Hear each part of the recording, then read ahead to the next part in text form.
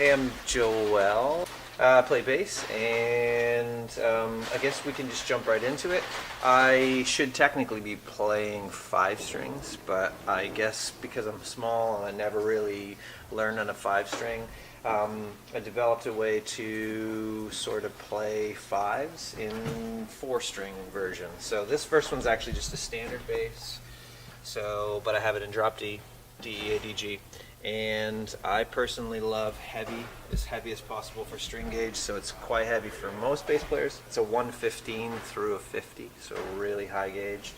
GHS, been using them for about a decade, and I think I go through strings quickly enough that sure there's differences in tones and stuff like that, but for me these stay bright for a couple shows. I change them out and they sound great. Really good tone. The core of the string stays really solid for me. They don't really, a lot of times strings I'll put them on and the string itself, the way that I attack the string will rotate, and it's a sloppy feeling. These are very tight, the core's super tight, so love that. I played Fender Jazzes for a long time. Just prior to that I had a short stint with Music Man, so I remember loving the soap bar style, Music Man style pickup. So about a year ago, I saw one of these basses online. My Geddy Lees that I had were black, shiny black, and I had them blacked out. I had changed all the hardware to be blacked out. So when I saw this, it obviously reminded me of what I already loved. Called Dean up. They ended up having these in their factory, and John Palumbo at Dean was amazing. He sent me basses to try out. We ended up landing on this one. I really liked it.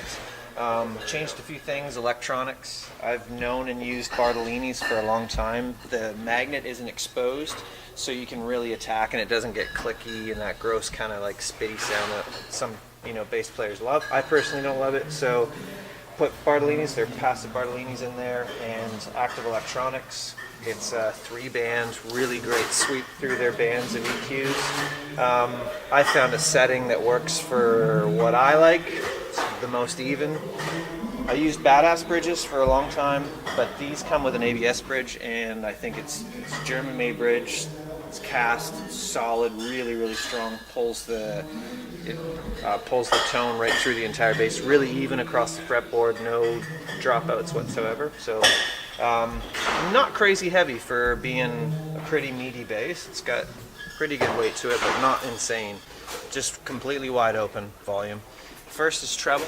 I have it completely flat. There's an indentation, you can't really see it, but you can feel it. So when you're rotated to the center, it just stops and locks in place. So treble I always have completely neutral. It seems like, I'm not positive, it seems like it's upward 5, 6K and up. It seems like when I sweep above, and then it's cutting if I go below it. So I just leave it flat because I just like it that way. This is a mid-range. I think it's probably hitting somewhere 300 to 600. I don't know for sure, and I have it wide open because we're a 2-piece. So between the guitar and the bass, I kind of want to eat up some of the mid-range space as well. So it's completely wide open all the way to the very end. And then this is subs bass, and I have it sitting again completely neutral like the treble. So these two are off. This is wide open. So just to get a bit more mid-range.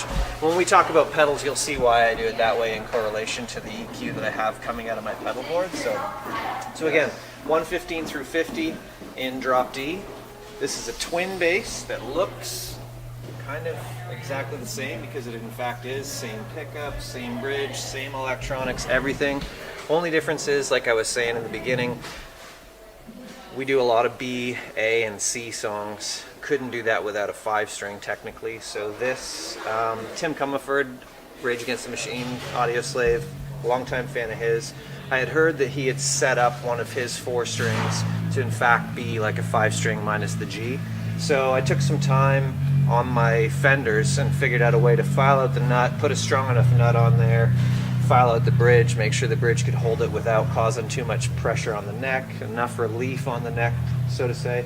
And then found that I personally liked 130 through, I think it's 70. So 130 through 70, same GHS brand, except these they don't sell because they're just so heavy from the custom shop. They hand put them together in little packages for me and send them to me. So this is a normal set. It's called Extra Heavy. This is completely custom string set. Same deal with this bass. I don't know what it is about the EQ curve, but I have this one set indented again, so neutral, wide open in the mid-range, and completely neutral on the sub-frequencies.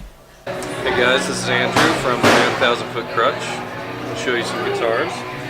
This is my main guitar right here. This is ESP LTD EC401V.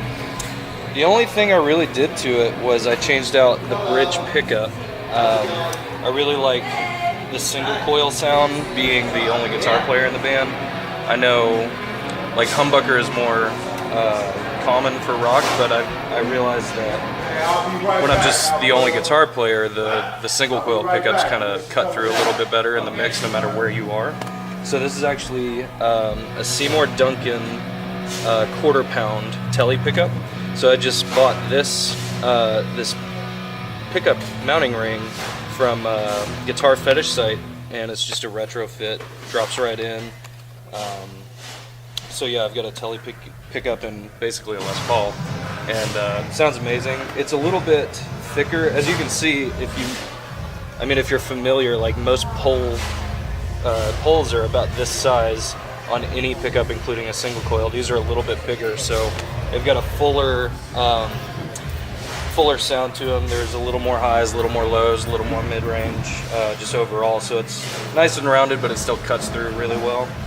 I use GHS strings. These are 10 to 52 boomers.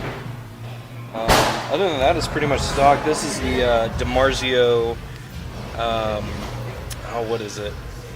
It's the PAF anniversary. I can't remember what the year is, but it's an anniversary PAF pickup. Sounds great. In the middle position, it sounds incredible. Like all my clean stuff, I usually switch to the middle position, so it's got a little of the twang from the single coil and a little rounds it out a little bit with the neck pickup. Got my tape on here, just in case. I have a really bad habit. I'm really heavy-handed, so my high E string will often get caught under the lip of the pickup itself, so I just put a little piece of tape there to keep it from getting caught under there. So this is these are 2 volumes. So this is a volume for the bridge, this is a volume for the neck, and then this is master tone. If I'm tuning, I'm actually on the neck pickup with the tone all the way down. You just get a more accurate tune that way. And then when I'm playing, it's all maxed out. So yeah, this guy is not terribly different from that guy. I put the same pickup in this one. This neck pickup, I believe, is an SH6. It's a little hotter, obviously, than the PAF. That's really low output. So this bridge, this is a really interesting bridge, actually. This, you take a little Allen key, and this actually locks your bridge tailpiece in place. So when you got all your strings off and you're cleaning it or whatever you're doing, it locks your tailpiece in place so it doesn't fall all over the place. Same with the bridge. It's got brass saddles, which I love. It kind of warms it up a little bit. And then same thing, tone, master tone, master volume, selector switch. This one I actually have in drop B. That one's in drop D. You'll see when we do the pedal board, I actually don't switch guitars during the set, no matter what tuning I'm in. I've got a pedal on there that does that for me. I start pretty much every song, and we go super quick in between songs, so I don't really have time to switch guitars. So you'll see the pedal I use in there to get a drop D tuning instead of having to switch guitars. But this is in case my pedal goes down and I do have to switch back and forth. That's what this guy is for, only if I need it. So it's backup for the most part. But that way I have a guitar in D and a guitar in B.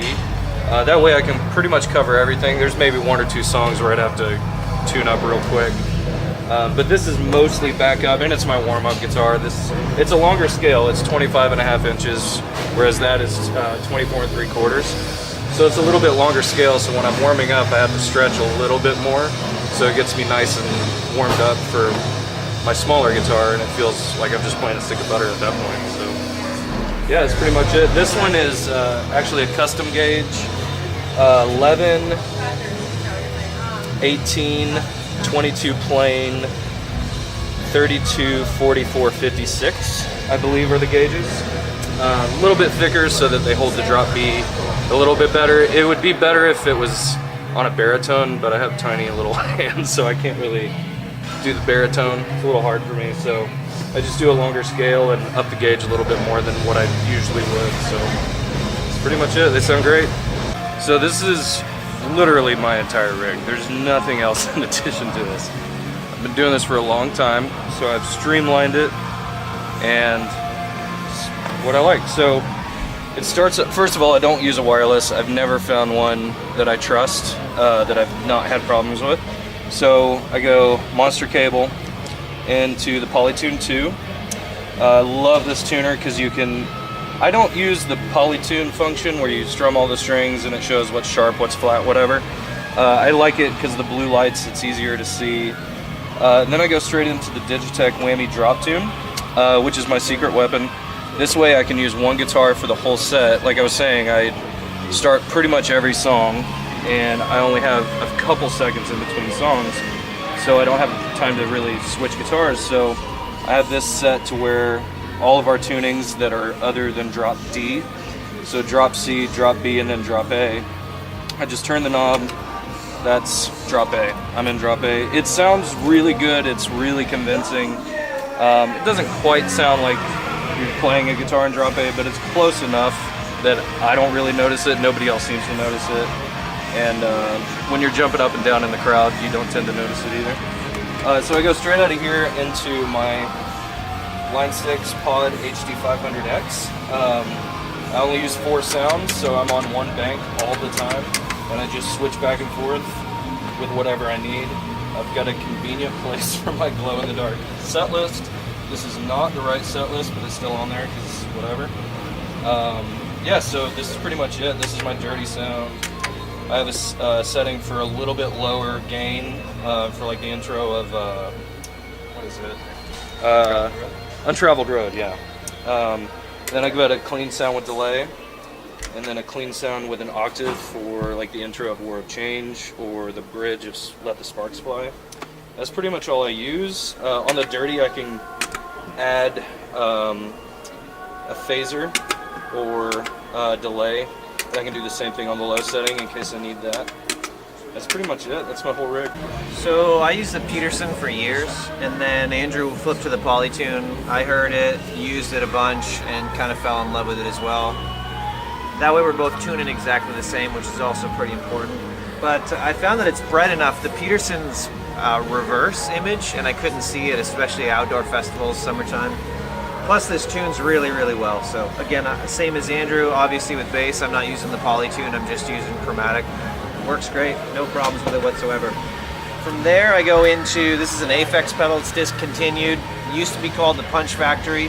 It was an orange pedal, a lot of people liked it. Circuitry is based off of the original Aphex 204 rack mount unit, which was called the Big Bottom Oral Exciter.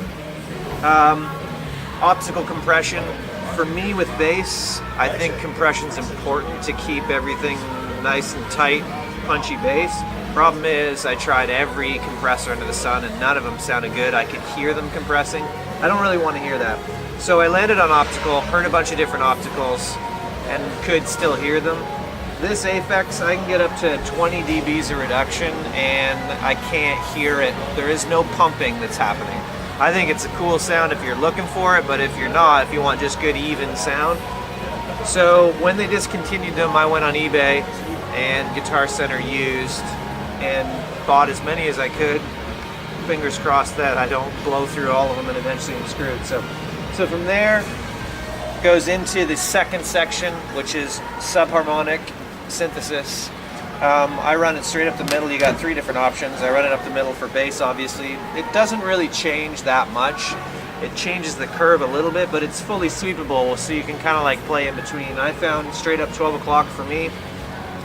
I'm boosting in and around 70, somewhere around there. I'm boosting at about 5 dB. I'm not using any of the top end excitement because it's not really needed.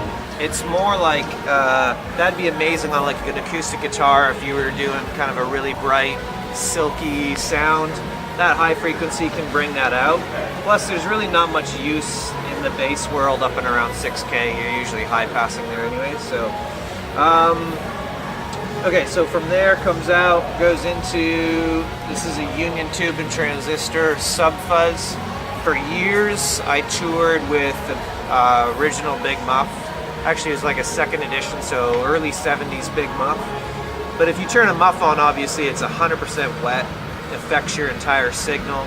And so for me, I found that I couldn't get any really great definition still, and you lose all that tight punch in bass. So I was running a Boss Line Boss Line Selector, so an LS2. I'd run the muff into it, and then I'd come out the opposite side, 50% clean, 50% wet, so that I could still get definition, but at the same time have the fuzz. Essentially, Union Tube and Transistor put that into a pedal. They copied the same circuitry that's essentially in, except made a little bit more bass forward, so you keep a lot of sub. That's why it's called the sub buzz. Really, really good, solid sounding, really good kind of fuzz bass. But prior to doing that, I jumped there. I'm sending a Jensen transformer DI straight to front of house. So essentially he gets my compressed sub signal clean, straight to front of house, DI, which is about 80% of what you hear outside is that. Then it becomes affected, goes to the cab. I use a Boogie 810 cabinet, and we'll mic that cab, and he'll blend that fuzzed signal in. Probably 20-30% will get blended back in, so that you can have the drive from it. So from there, goes into the head, which is a little tiny guy, which is shocking in 2016. I used Boogie's, I've been with Boogie for probably 15 years now. I used to use their giant 400 plus tube head, which has 12 6L6s in it, and 6 12AX7s, I think, or 4 12AX, it doesn't matter, it's full of tubes. It's a tank. I was constantly going through tubes, obviously, because the road, like, you know, beats it up. And I never found anything solid state that sounded good until a year ago. They released this D800, which is more wattage than 2 Ampeg Classics in one, which is crazy because it goes with me everywhere. I fly with it. And then I use a EW500 wireless. I have been successful with it. I've had similar problems to Andrew where I had a Line 6 for a long time. I would have dropouts. This so far, you know, I've had 0 problems with. Good news is with it, I just can, if I'm having problems, a bad show, I can pop my 1/4 inch straight out, plug directly in, and be ready to go without having, you know, a huge problem. It's kind of why I like having it so close to me as well. That's it. This has been fun. Yes. I know Andrew's had fun. I've had a great time. I've had the time of my life. 1000footkrutch.com. You can get wherever social media from there. From there. 1000footkrutch. Thanks for hanging with us. If you have any questions, hit us up on socials. If you want to go deeper than what we've gone today, we can answer any questions for sure. But yeah, thanks for hanging with us.